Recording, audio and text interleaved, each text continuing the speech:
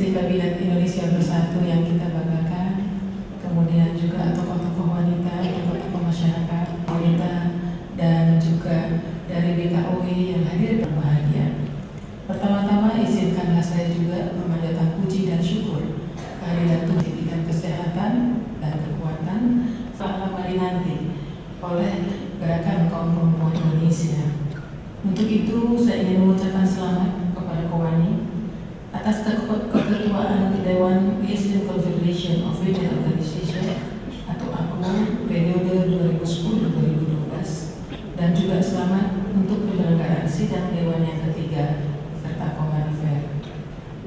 Penghormatan yang patut kita berikan kepada Bapak Yudhoyono yang beliau di tengah-tengah tidak pernah berhenti memberikan perhatian.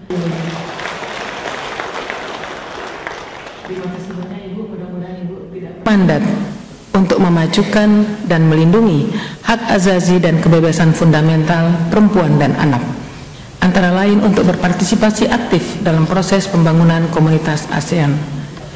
Sebagaimana diketahui, Indonesia sekarang ini menjadi ketua dalam ASEAN yang dipegang oleh Bapak Presiden kita. Oleh karena itu saya menghimbau seluruh organisasi perempuan, seluruh masyarakat Indonesia, mari kita dukung kesuksesan tugas dari Bapak Presiden yang kita cintai ini dalam keketuaan ASEAN untuk membawa masyarakat ASEAN akan menjadi lebih solid, lebih menampilkan kebersamaan.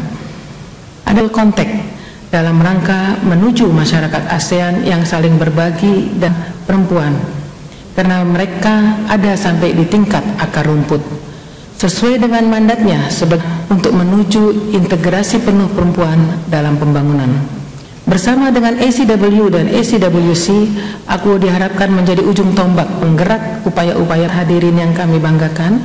Perkenankan saya sedikit mengulas tema sidang yang ini sangat relevan dengan isu terkini pembangunan hampir di seluruh negara ASEAN untuk mewujudkan 8 tujuan pembangunan 2015. Berbagai laporan pencapaian MDG negara-negara ASEAN telah mampu mencapai beberapa target, menurunkan angka kemiskinan, memberikan beberapa target masih memerlukan kerja keras kita semua untuk bisa dicapai.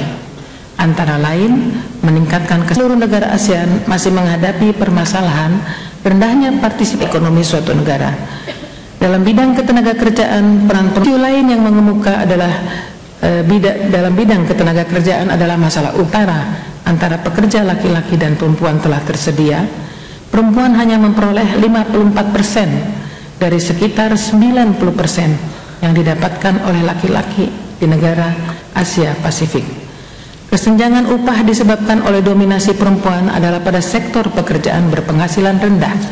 Sebagai contoh, berdasarkan data dari ILO, Organisasi Buruh Internasional pada tahun 2009, hanya 53% perempuan di Singapura yang memiliki pekerjaan, dan di Indonesia sendiri hanya 50%. Sementara 75% untuk pria di Singapura dan 87% pria di Indonesia memiliki pekerjaan. Dengan mempertimbangkan kondisi saat ini, tampak bahwa sektor ekonomi adalah salah satu faktor pengungkit untuk mempercepat pencapaian MDGs.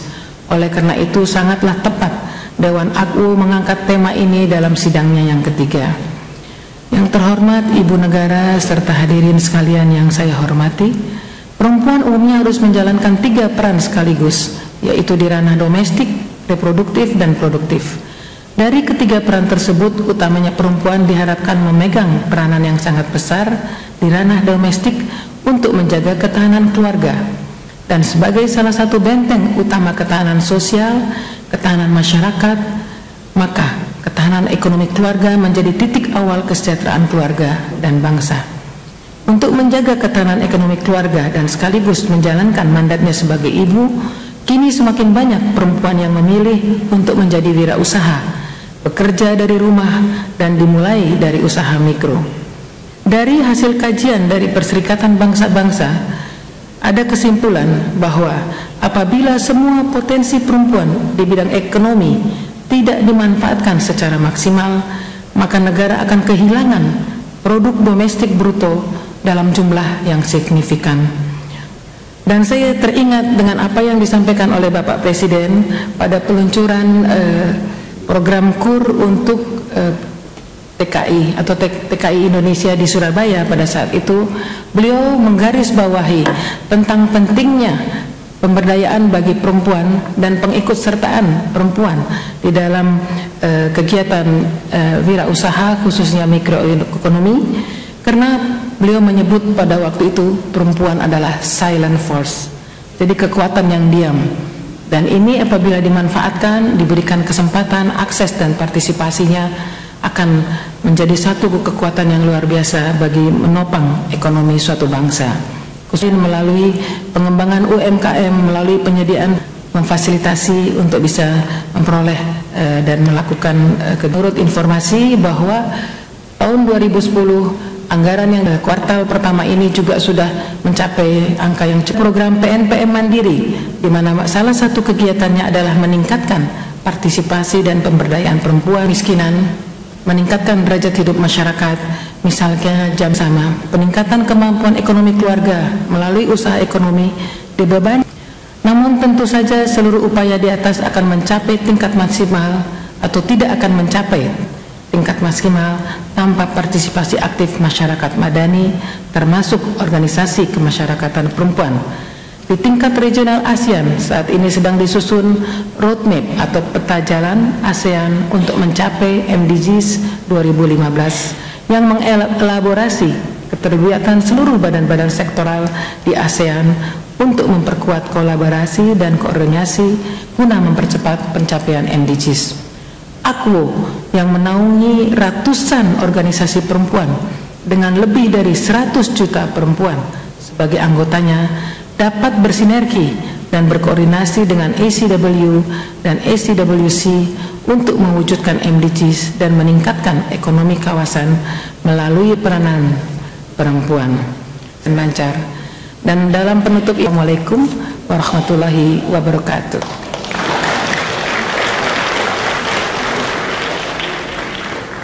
Segala hormat, Ibu Hajah Ani Bambang Yudhoyono.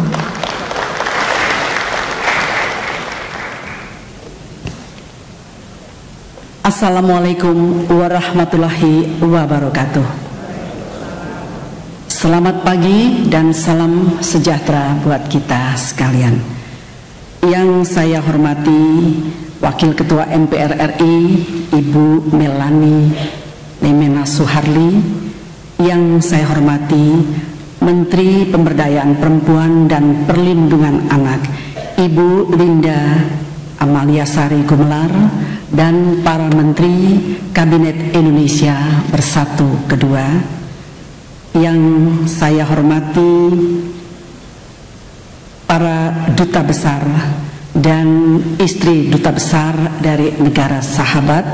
Saya melihat dari Duta Besar Meksiko, Ambassador from Mexico. Yang saya hormati ibu-ibu yang tergabung dalam Solidaritas Istri Kabinet Indonesia Bersatu. Yang saya hormati Ibu Mutia Hatta Swasono sebagai anggota Dewan Pertimbangan Presiden, mantan Ketua AKWO Ibu Sulasikin Pratomo, Ibu Eni Busiri, dan para mantan Menteri Pemberdayaan Perempuan Ibu Sri Rejeki, juga Ibu Andi Timo dan Ibu Ajeng, anggota Dewan Perwakilan Rakyat Republik Indonesia. Yang saya hormati dan kita cintai bersama Ketua Umum KOWANI selaku President of Asian Confederation of Women Organization atau AKWO, Ibu Dr. Dewi Motik Pramono. Yang saya hormati para Ketua Umum Federasi Organisasi Perempuan se-ASEAN beserta seluruh delegasi.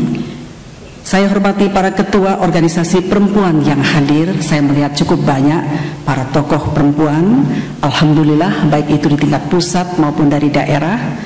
Tamu undangan, hadirin sekalian yang berbahagia, marilah sekali lagi kita memanjatkan puji dan syukur kehadirat Allah Subhanahu wa Ta'ala, karena atas rahmat dan ridhonya lah maka pada pagi hari ini kita dapat berkumpul di Istana Negara dalam keadaan sehat walafiat.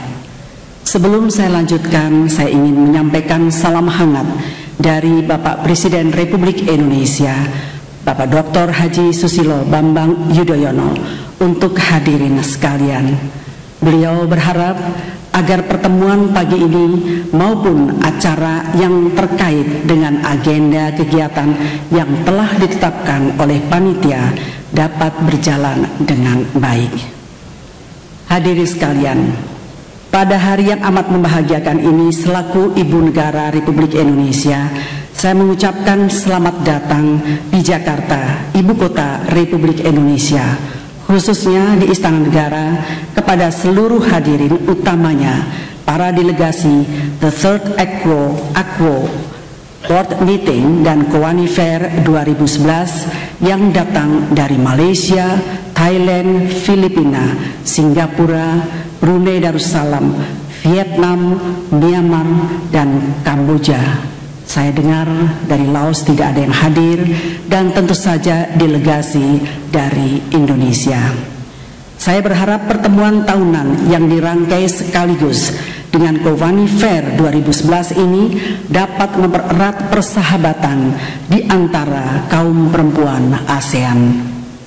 Seperti kita ketahui bahwa dalam waktu yang bersamaan, The Third Aqua Board Meeting, Indonesia juga menjadi tuan rumah KTT ASEAN yang ke-18. Merupakan sesuatu yang membanggakan ketika Presiden Republik Indonesia menjadi Chairman of ASEAN tahun 2011, Ibu Dewi Motik yang juga Ketua Umum Kowani, Kongres Wanita Indonesia, juga mengemban tugas sebagai Presiden AQO periode 2010-2012. Selaku Ibu Negara, saya ikut merasa bangga atas tugas yang diemban baik oleh Bapak Presiden Susilo Bambang Yudhoyono maupun Ibu Dewi Motik. Dan saya berdoa semoga di bawah kepemimpinan Indonesia, ASEAN dapat menjalin kerjasama yang lebih erat lagi untuk bersama-sama mewujudkan komunitas ASEAN tahun 2015 nanti. Seperti apa yang disampaikan oleh Bapak Presiden Susilo Bambang Yudhoyono di waktu yang lalu, seakan-akan titik berat ASEAN hanya pada kerjasama di bidang ekonomi, politik, dan keamanan saja. Dulu juga dikesankan kerjasama yang dilakukan hanya antar pemerintah saja. Kini, di bawah piagam ASEAN yang baru, kita juga mengembangkan kerjasama di bidang sosial dan budaya. Bahkan sekarang ASEAN lebih melibatkan rakyat atau civil society dalam kerjasamanya. Saya kira ini tepat dan benar. Oleh karena itu, mari kita dukung penuh dan kita sukseskan segala bentuk kerjasama demi masa depan Asia Tenggara yang maju, damai, adil, dan sejahtera.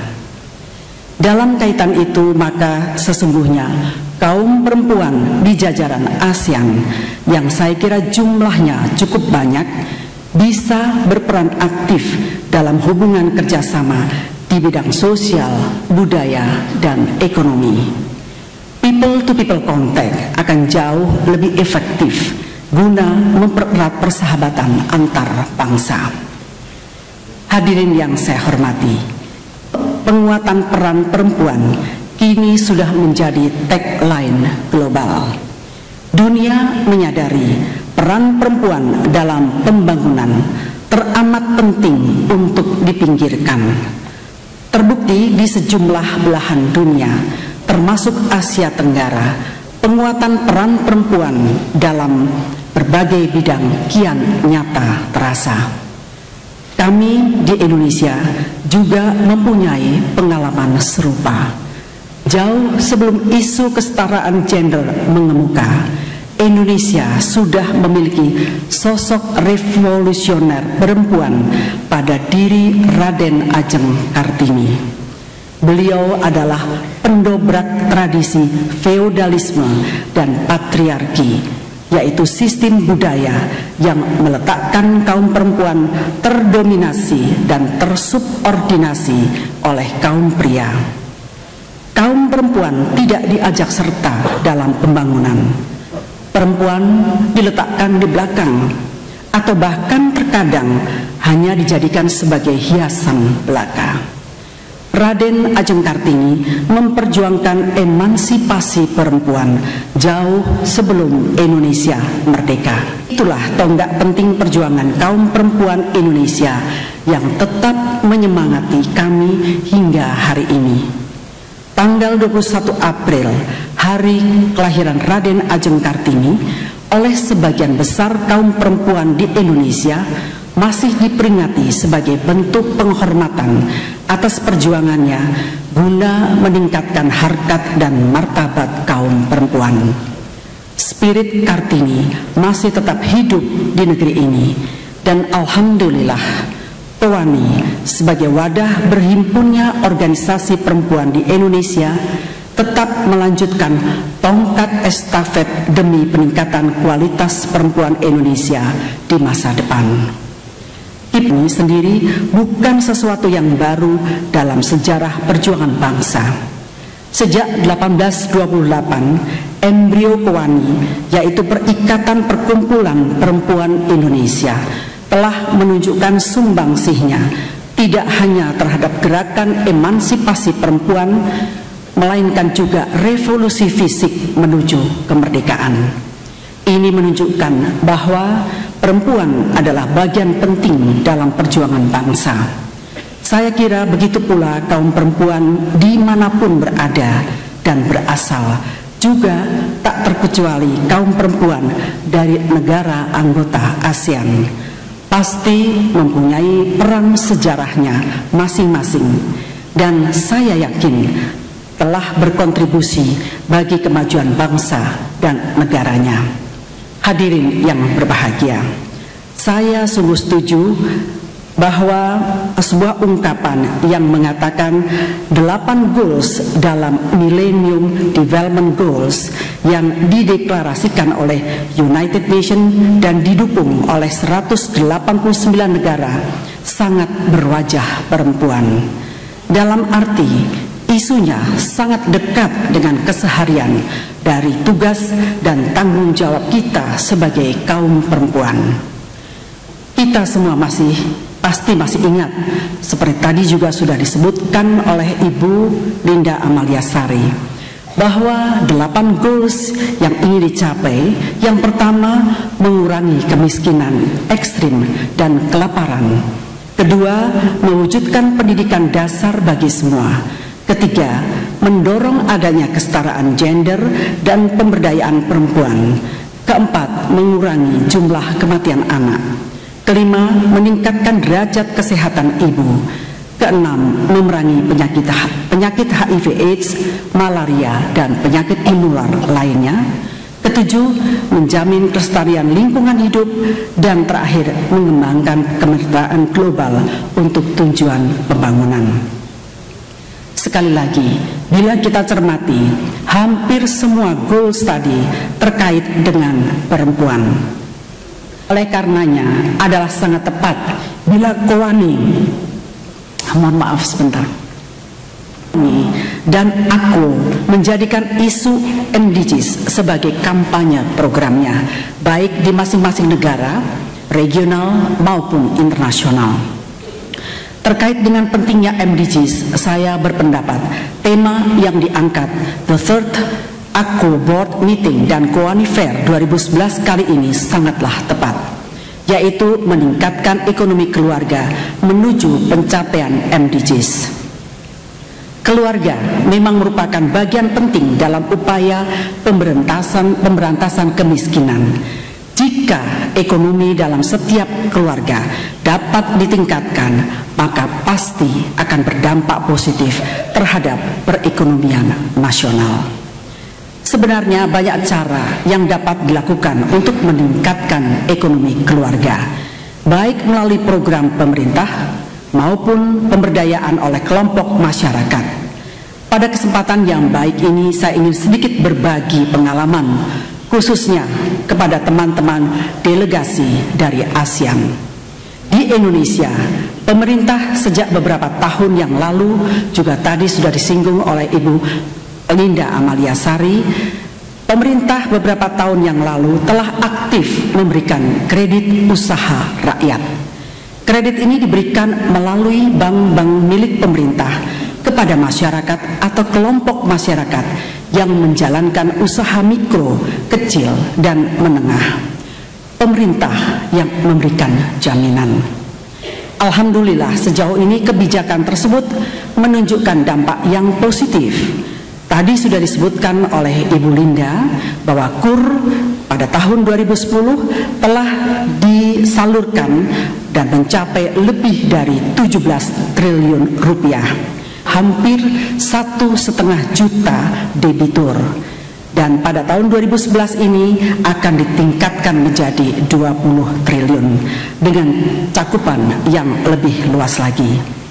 Saya berharap masyarakat akan memanfaatkan fasilitas dan kemudahan yang telah disediakan oleh pemerintah ini dengan sebaik-baiknya. Di luar program pemerintah, sebenarnya masih banyak lagi program lain yang dijalankan oleh masyarakat dan komunitas.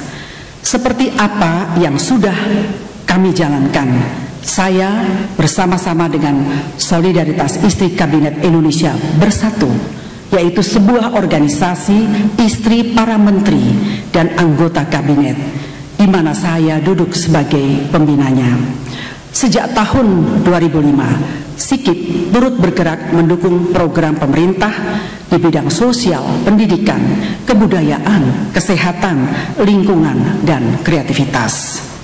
Untuk memperkuat ekonomi keluarga, kami telah menjalankan 2 program dari 5 program yang telah ditetapkan, yaitu Indonesia Pintar dan Indonesia Kreatif. Melalui program ini, kami memberikan pelatihan keterampilan kepada kaum perempuan yang tinggal di perdesaan dan pinggiran kota, dengan harapan agar dengan keterampilan itu mereka bisa menambah income bagi keluarganya.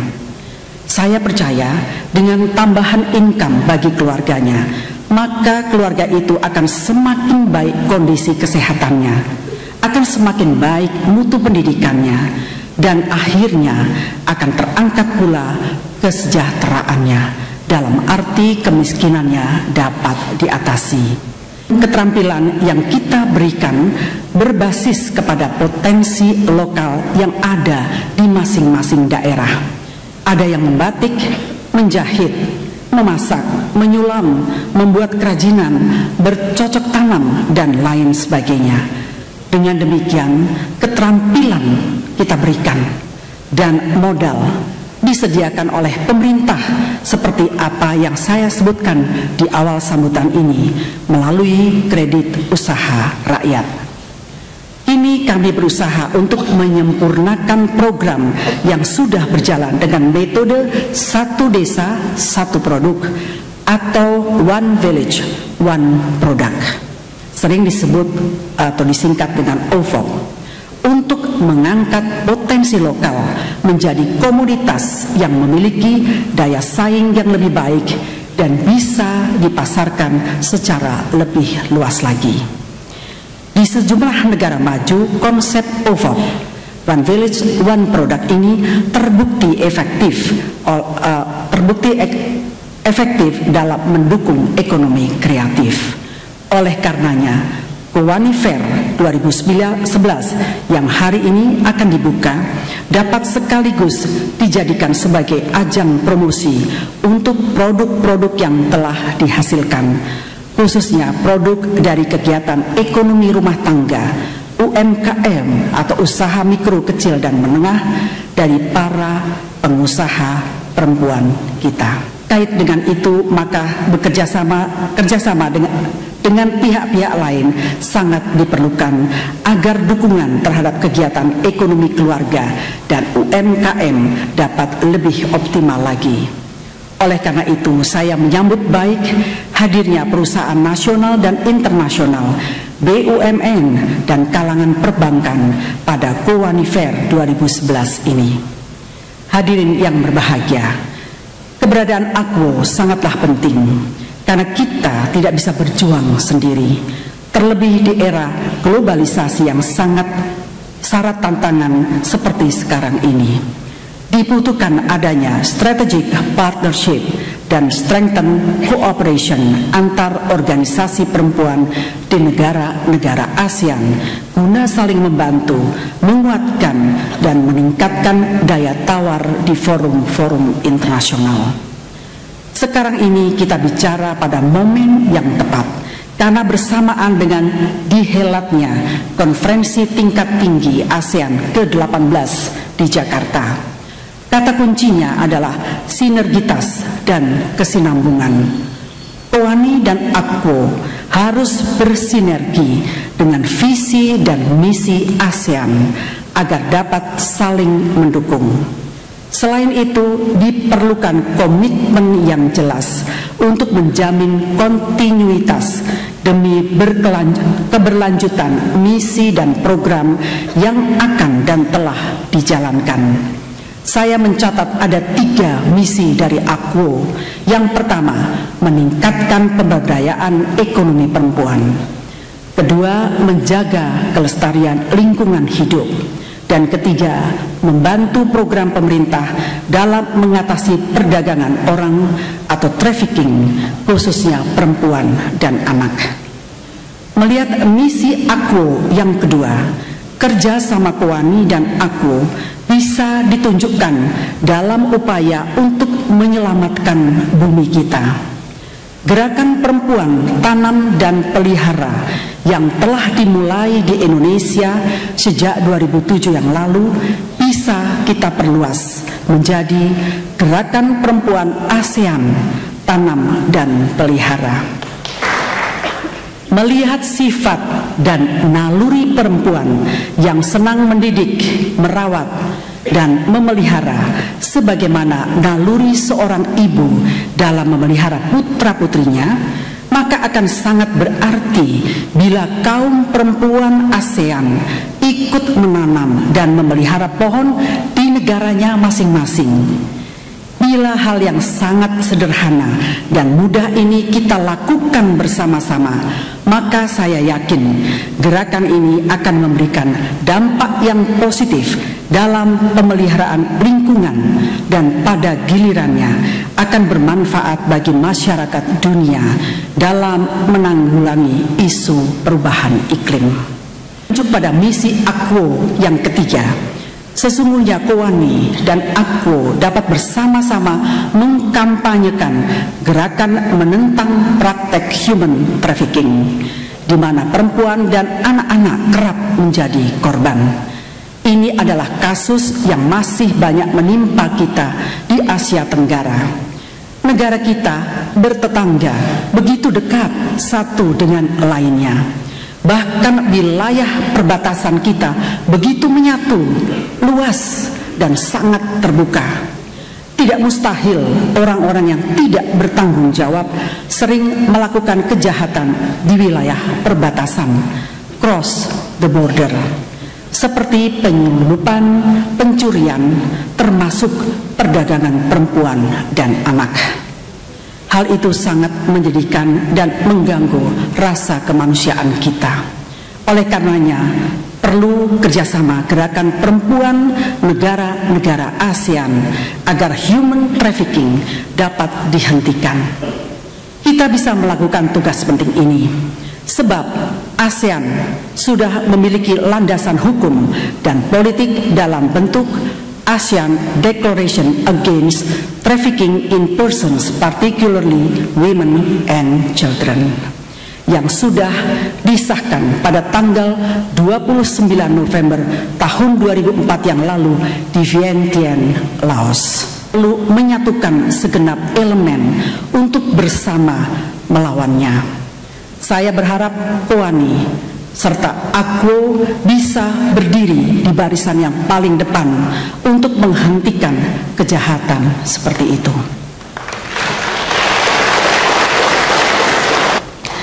Para delegasi yang saya hormati, hadirin sekalian yang berbahagia, Saya meyakini hubungan antar negara di masa depan tak hanya ditentukan oleh G2G relation atau hubungan antar pemerintah saja. Saya tahu bahwa selama ini Presiden Susilo Bambang Yudhoyono dalam diplomasi internasionalnya lebih mengedepankan soft power daripada hard power. Salah satu elemen soft power adalah terlibatnya civil society secara aktif dalam mengatasi sejumlah isu dan konflik di kawasan. Dengan demikian, maka akan mengurangi penggunaan opsi hard power sehingga kawasan ASEAN dapat terus berada dalam kestabilan. Kedepan masih banyak yang harus kita upayakan dan perjuangkan bersama demi tercapainya MDGs maupun komunitas ASEAN pada tahun 2015. Saya berharap AKWO dapat terus meningkatkan peran dan kapasitasnya untuk menjawab tantangan perempuan ASEAN yang semakin kompleks. Bergandengan tangan, bahu-membahu untuk mewujudkannya. Hadirin sekalian, demikianlah yang dapat saya sampaikan. Akhirnya dengan mengucap Bismillahirrahmanirrahim, the third AKWO Board Meeting dan Kowani Fair 2011 secara resmi saya nyatakan dimulai. Terima kasih Pemberdayaan Perempuan dan Perlindungan Anak Ibu Linda Amalia Sari Gumelar, Ketua Umum Kowani selaku Presiden AKWO Dr. Dewi Motik Pramono MSI, Ketua Panitia Pengarah Ibu Mei Burmaunah, dan Ketua Panitia Pelaksana Ibu Oni Jafar.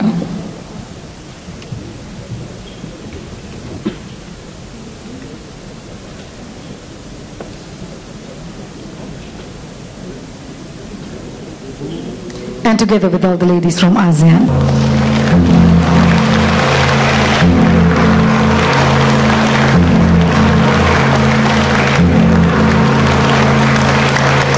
The third AKWO Board Meeting and Kowani Fair 2011 secara resmi telah dibuka.